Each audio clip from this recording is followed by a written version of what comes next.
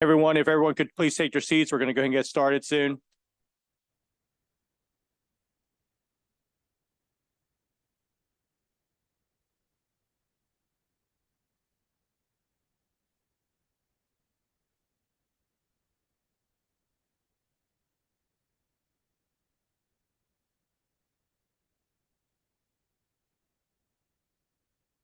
Good afternoon, everyone.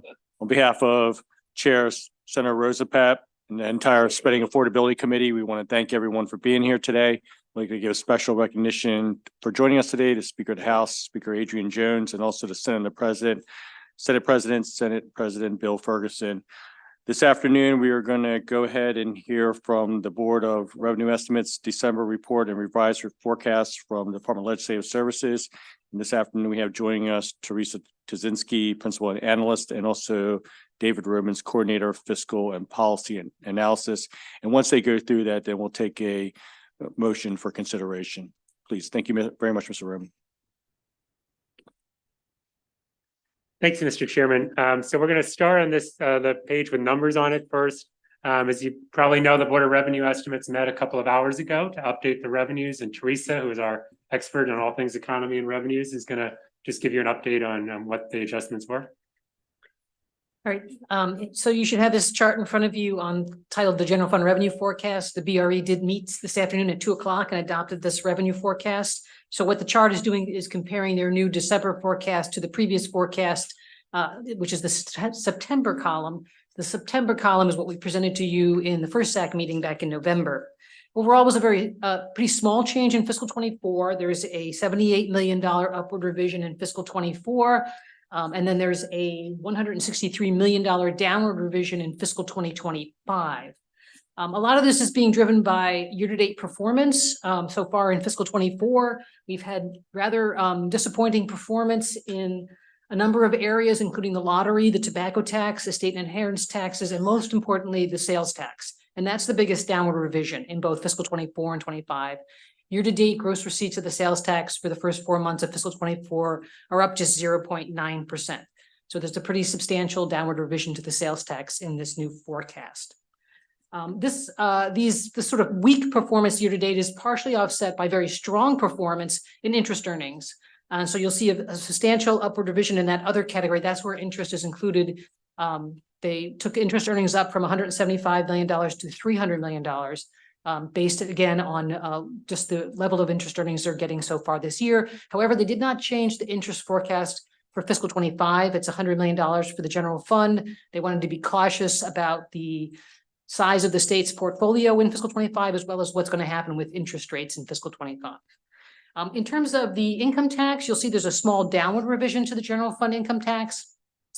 In truth, the total state and local income tax revenues were written up a little bit in fiscal 24 and 25, but in December of every year, the Board of Revenue Estimates recalibrates their estimate of how much of that is local, how much of that is state, based on the latest tax returns. We now have tax returns for tax year 22, and that resulted in an upward revision to the local share. So the general fund side of the income tax came down a little bit, but generally, overall, the income tax is actually performing in line with expectations, actually doing a little bit better, especially for withholding.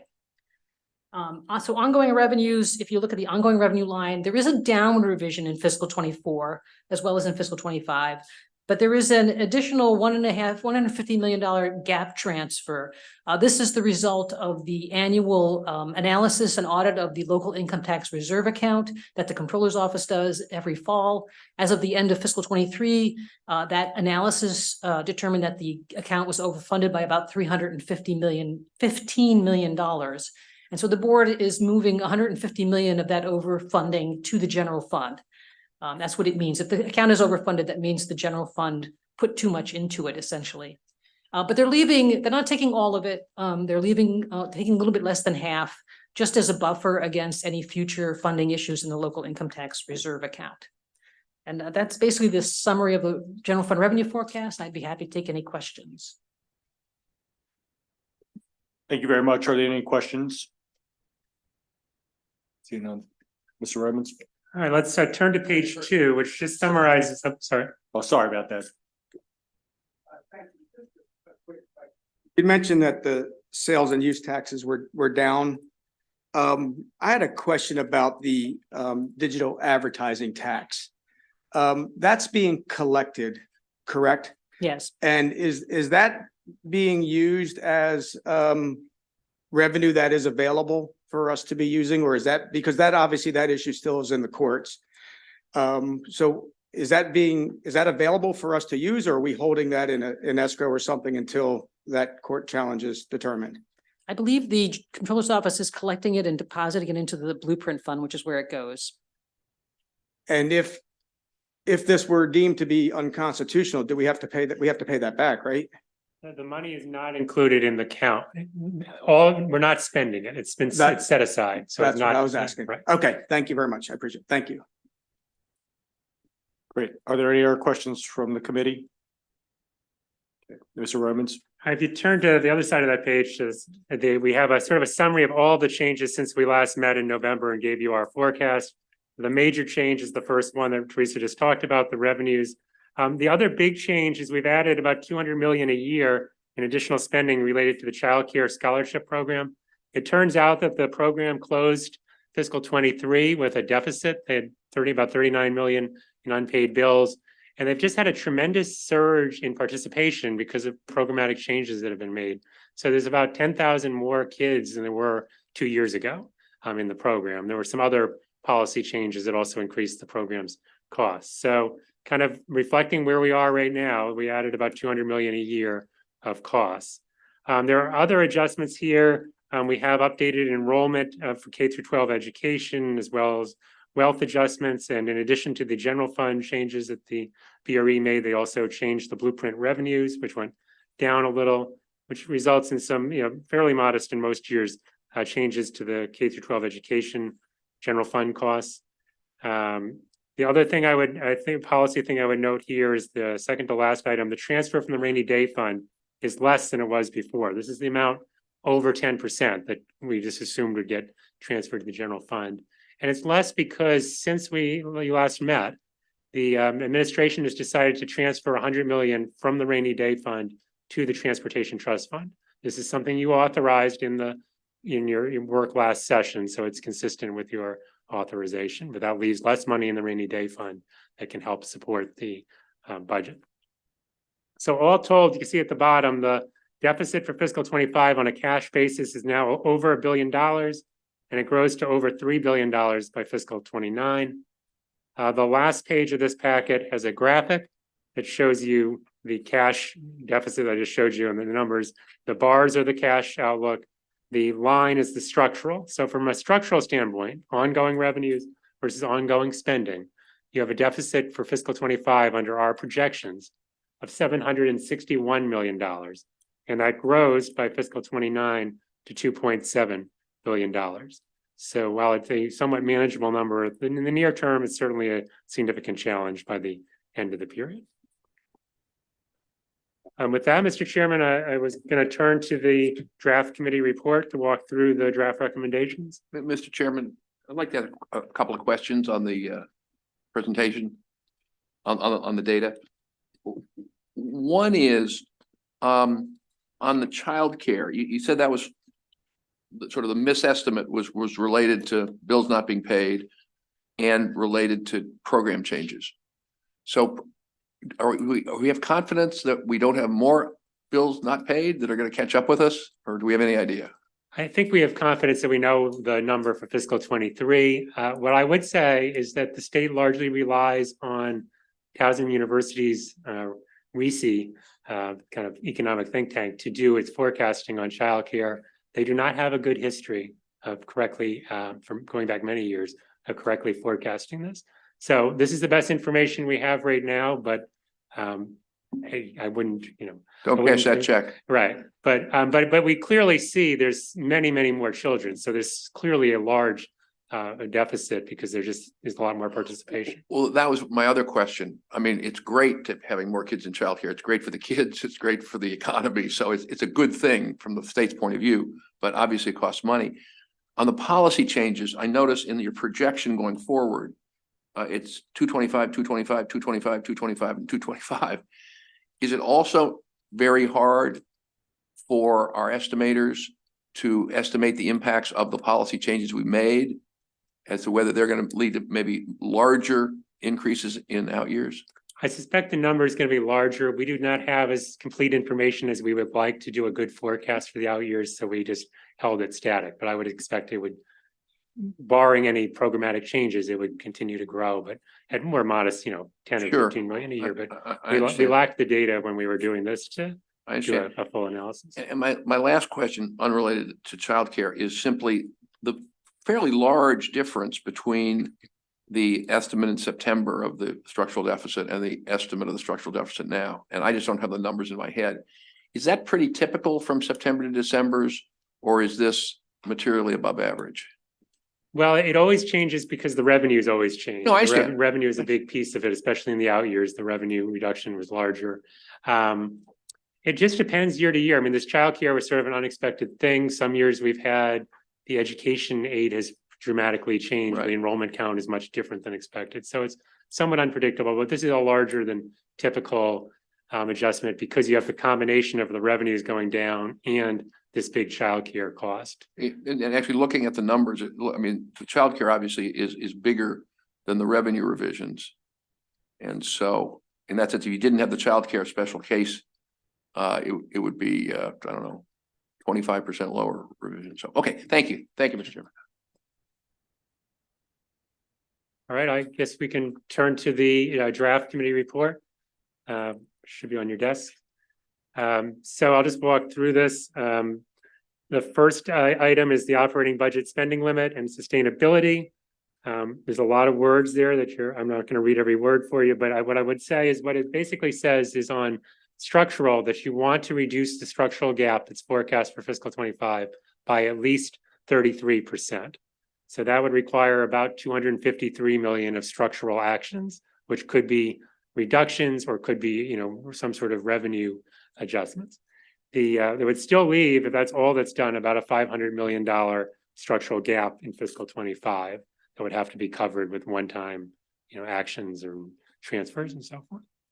The second part of that recommendation is there's 3 bullet points there that sort of recognize that there is a long-term challenge ahead, especially as you get further into the out years, and sort of it makes, I guess, 3 policy statements. One is that there should be consideration of revenue options to ensure the resources are available to appropriately fund the state's priorities. And it goes on to particularly highlight better aligning program fees with the cost of providing services, as well as focusing on new investments that will increase economic competitiveness and grow the economy. The second bullet relates to mandates, just sort of encouraging that if new mandates are passed, that they be passed with a funding source, so they don't add to the structural challenge in the out years. And the third piece is suggesting analyzing strategies to improve the efficiency of the state programs and the efficiency of the use of state dollars. So that's recommendation 1. The second area relates to fund balances. It sort of spills on to page 2.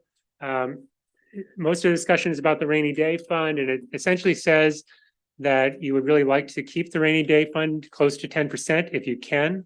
It encourages the looking for structural budget cuts, for one-time actions, and for shifting pay-go to bonds kind of as priorities to help balance the budget. But it goes on to authorize a reduction in the transfer out of the rainy day fund down to 8.5% in the rainy day fund. So you could take 1.5% out of the rainy day fund, which is roughly $375 million.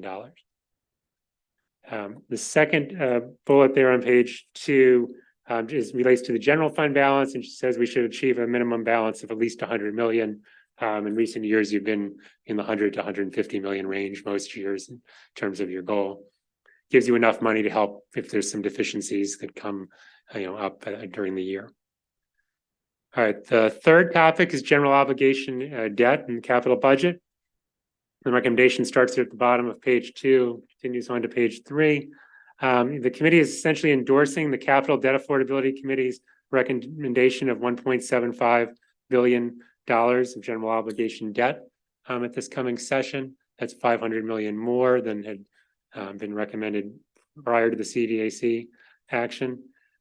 It also says that given that there's inflation, we should, for planning purposes, we should assume 2% growth each year in subsequent years.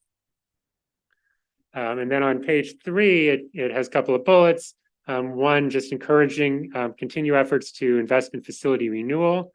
As we know, we have deficits at the state facilities and higher education facilities. And then finally, directs the administration that you'd like 200 million of GO to be set aside for legislative priorities. Also related to capital is letter B on page 3, the higher education debt related to the University System of Maryland's academic debt. It authorizes $30 million. This is consistent with the Capital Debt Affordability Committee's recommendation. It's consistent with what was done last year. And your recommendation also indicates that that money should go toward facilities renewal. That is actually what you did in the bill last year when you authorized last year's 30 million. But the next topic is state employment. As you know, the state has made some progress in filling vacant positions, but we still have 11% of state positions vacant as of the last report we had. So there's some language there sort of encouraging the administration to increase the pace of hiring in order to fully restaff state government. And then talking about sort of some new strategies, emphasis on modernizing the hiring process, expansion of the labor pool through increased focus on skills and not just degrees, and an analysis of statewide opportunities to use apprenticeship programs to help address our staffing shortages. And then the final page and the final topic is transportation. The statute requires you make recommendations on 2 things related to the Transportation Trust Fund. First is the fund balance. The recommendation here, the draft, is 325 million of fund balance. This is consistent with the fund balance in the draft CTP. The second item is how much should you set aside for system preservation? You're proposing a minimum of 1.1 billion in the 25 budget be set aside for system preservation. This is the 10-year average of how much has been set aside for system preservation. And I will say we understand that this the planned CTP that you'll see this session meets this number.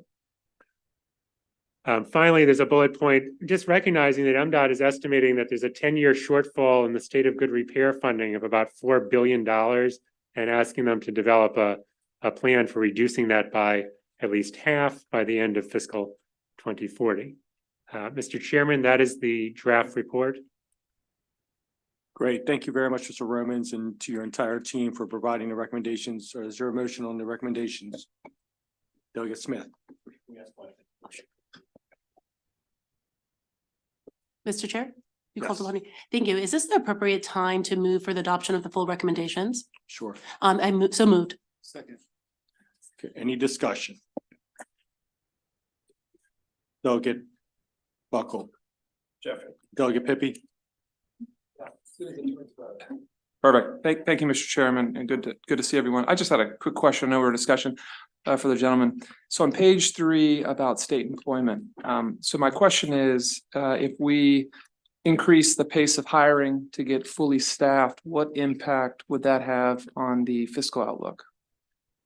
Well, right now, the state budget assumes about 8% of positions are vacant, the current year's budget. We have 11% vacant. So there's certainly money already in the budget to make progress on filling vacancies. So I would say compared to the current budget, there's room to make significant progress without any budgetary impact. If we kept hiring beyond that, it would add to, it could eventually add to our costs and the challenges in the out years. I will say our forecast assumed 7% of state positions are vacant in subsequent years. So again, there's room, our forecast assumed improvement, and there's certainly, it's going to take some effort to go from 11% vacant to 7%, but going beyond that would add to the budget challenge. Okay, thank you. Great. Delegate Grice. Thank you, Mr. Chairman. Just to add to that question, many of these vacancies have been vacant for probably a decade or more, I would imagine, at least through the both terms of the Hogan administration. And I guess as a follow-up to that, we've been able to provide, in most cases, a fairly decent level of services in most of our agencies. So I guess by filling these positions now when they've been vacant for so long, how is that, if we don't fill it, won't that help our structural deficit because we're spending less money?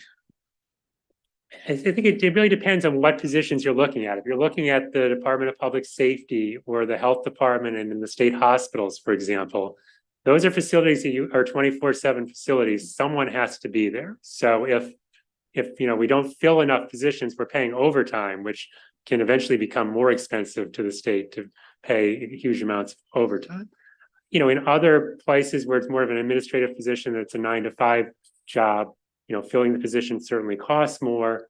But there's certain agencies that have significant backlogs in their workload and so forth. So there's a balance between customer service, the level of service you'd want to provide the public and the budgetary impact of filling positions. Thank you. Delegate Buckle.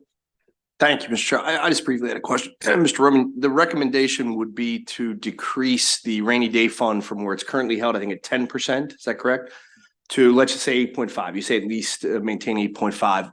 Give it, what is that in real dollars? So if we did that 1.5% reduction, how much money would then flow from the rainy day fund to meet these budgetary shortfalls? Right, That'd be 375? 375 going Okay. from the 10 to the 8.5. So 375, and that would offset against what the recommendation is predicting or is suggesting should be a $508 million structural deficit after we did the 33% upfront Right, that would be cuts. one way to help fill that gap. Yes. 375 of 508. Okay, thank you. Senator Sally. Thank you, Mr. Chairman. I want to thank you for all the information. Just one follow-up about employment. We've known for years now, our major problem in the administration is having a shortage in employment. We know, for instance, in corrections, there's been a major problem and there's been overtime that people that have worked 16, or more hours, and that's a problem. So hiring more people and doing less overtime would probably benefit the state of Maryland, not paying a person time and a half, but giving a person straight time, or finding other ways in the administration to finding ways of hiring people instead of people working more hours. Wouldn't that benefit the state of Maryland? I think there's certainly the potential for that. I think there's also, some workers may feel like they're overtaxed with the amount of overtime they're working. So you might get happier workers who stay longer if they don't have to work as many, extra hours. Right, because I remember working holiday pay or anything like that, working a double how much I got it, working at Bethlehem Steel, but just saying, trying to find the opportunity to get more people and paying less overtime, I think would benefit the state. I think just looking at that, I think it would benefit for the state. But at the same time, there's, again, I think what was emphasized, there were people that have not been hired in administration for certain positions for maybe a decade or longer. And we are not hurting in that area, I guess you would say, or some of the administration. Is some of those areas very necessary, or are they necessary? I think some of it's in the eye of the beholder, but I think there's been, there's a number of agencies where you can identify problems from having the vacancies, whether in terms of backlogs and their workload and so forth. So like I say, from a customer service perspective, I think there are a lot of places where you'd say that, yeah, there's a downside to not filling the positions. I'm not going to say that not filling every state position is going to have that sort of impact, but I don't really want to quantify what that split is. But Well, the only reason why I say that is this, if you don't mind, Mr. Chairman, is that bigger government has not been a benefit for a lot of businesses or a lot of states, and minimizing that is being, I think, wise. I think it's a smart thing. So that's the only reason why I'm saying that, for that reason. But I think if there's positions that are necessary, that's important to the administration. But I think if there's some areas that are just an overflow, I think we're not benefiting the people of the state of Maryland. That's all. Thank you, Mr. Chairman. Thank you. Any other questions? Going once, going twice? Mr. Chairman. Thank you very much, Mr. Chairman. Thank you very much to the committee for all discussions. The recommendations have been properly moved and seconded. All in favor, say aye. Aye. Any opposed? The recommendations passed. Thank you very much to the entire Department of Legislative Services team, and thank you very much to the entire Spending Affordability Committee. Senator Rosepep, any closing comments? No, just thanks to all the members of the committee and our terrific staff for putting us together. Every year we got to figure this stuff out, and every year we do figure it out. And we're on the track to figuring it out for the coming year. Thank you.